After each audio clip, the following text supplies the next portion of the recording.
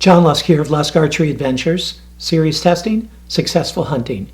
If you've watched any of my 70 plus Broadhead tests, you know that I love innovation, okay? I love it when people kind of go out on a limb and try to do something that's never been done before. And that's what I'm going to be testing today. I'm testing the True Blue CROSSBREED Broadhead. Okay, this thing is like no other. What it is it's basically an addition to any broadhead.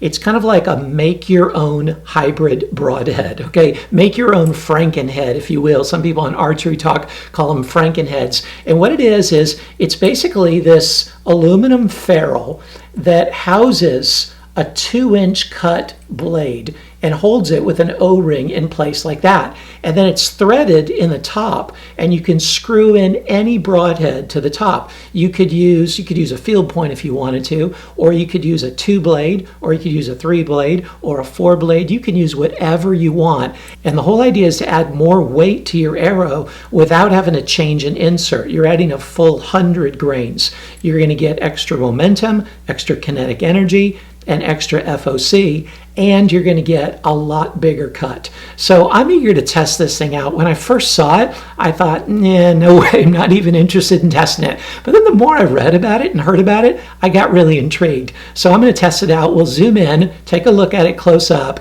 and then we'll put it through all the tests that I'm doing for 2020. I'm going to test not so much for long range flight because it adds 100 grains, but I'm going to see how much it drops at 30 yards. And then I'll test it for penetration and for durability, for edge retention, and see how the CROSSBREED performs. But let's zoom on in here and check it out. Oh, and like always for 2020, I'm using my Bowtech SR6, set at 72 pounds, 27-inch draw, and I'm using Bishop FOC King arrows. Let's check out the CROSSBREED. Here's the CROSSBREED close up. You can see that it's got this long ferrule, and the ferrule is made of 6061 aluminum. They use that because it's light enough weight to keep the overall weight of 100 grains. Now, 100 grains added to your overall broadhead combination, that's a lot. And yet, at the same time, what it does is it gives you a lot more FOC and a lot more momentum to your head. You just got to make sure that you're testing for the flight to see how it fits with your pin configuration. But as the head penetrates, this O-ring slides back, deploying these main blades that are of a 2-inch cutting diameter. The blades are nice and thick. They're 1 millimeter thick, so about 0.039 inches thick, and they're stainless steel blades. And what I would probably use, the way I hunt, is I'd use this tooth of the arrow original. Okay, the tooth of the arrow gives you a 1-inch cutting diameter and 4 blades, so I'm getting 2 inches of cut in the front, and then a 2-inch wide cut here. I'm getting 4 inches of cut. Now you notice that I have on here, on this tooth of the arrow, these little shims. I have 4 little shims, 4 little washers. You get a bunch of washers with the CROSSBREED, and what that allows you to do is if the threads don't align properly, you can put those shims in there to make sure that the blades align properly. What you don't want is the blades of the leading broadhead to be in the same plane as the blades of the CROSSBREED, because that would just be counterproductive. Okay, you want to maximize the cut. So I put in those shims, and that allowed me to line up the blades of the CROSSBREED right in the middle of the blades of the tooth of the arrow. So that way I'm getting 6 blades cutting, 4 inches of cut, 6 cuts going through. And you can just use whatever you want in that leading broadhead.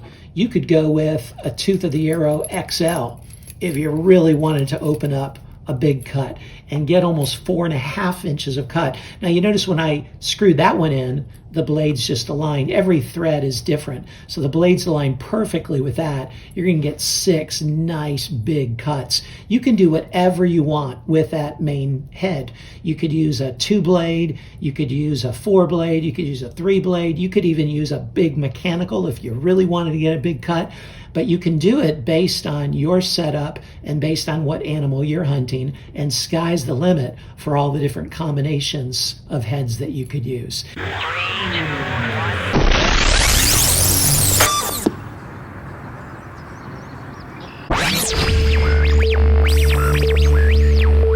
Out of the box sharpness. One stroke of the arrow. Two strokes of the arrow.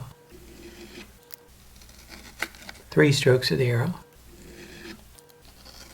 Four strokes of the arrow. Five strokes of the arrow. Cut paper after 5 strokes of the arrow. The first crossbreed that I'm going to try here is with the tooth of the arrow original size. So that's 2 inches of cut, plus the crossbreed is another 2 inches. The crossbreed plus the tooth of the arrow penetrated 7 inches. I just want to show this first shot of the crossbreed into the MDF, and you can see it fully deployed. That's a full 2 inches of cut on the entrance. Here's the crossbreed after being shot into the MDF 5 times and into my Sever HD target 4 times before that. The blades are in actually pristine shape. That's really impressive. They're actually still really sharp too. No bend to them whatsoever. The ferrule, however, though, started to bulge just a little bit there. You can see that bulge. And that didn't happen until the 5th shot in the MDF. It's first I noticed it, the 9th shot overall. So what'd you think of the crossbreed? Like I said earlier, when I first heard about it and saw it on Instagram, I thought, man, this is just a gimmick. I kind of laughed it off. But then after seeing it and testing it, I can see it really has its place. If for a specific hunt, you're wanting to increase your FOC and wanting to increase your momentum, this is a great way to do it without having to get new arrows and new inserts and so forth. And in terms of the durability, I was really impressed that it held up as well as it did. I didn't think it was going to hold up at all. Now, I wish the ferrule were a bit stronger, okay, a bit more stout, but I know they're trying to cut back on weight. That's why they use the 60-61, and it held up fine. I think it would hold up fine in a hunting situation. And I just consider it all extra anyway, because I've got another broadhead on top. This is just extra devastation. So whatever happens to it doesn't really matter. Although the blades held up remarkably well. They still look new after all those shots. So I'm eager to test this out. I especially like it with the tooth of the arrow, that small version of the tooth of the arrow in the front, because man, with that you're getting 4 inches of cut, and it still penetrated 7 inches. That's more than some fixed blade broadheads did. And so I was really impressed with that as well. I can't wait to test it out in the field. I'm eager for a whitetail to come by here in Iowa this fall and get a crossbreed stuck right through it. So don't write it off as a gimmick. Check it out. Great job, True Blue.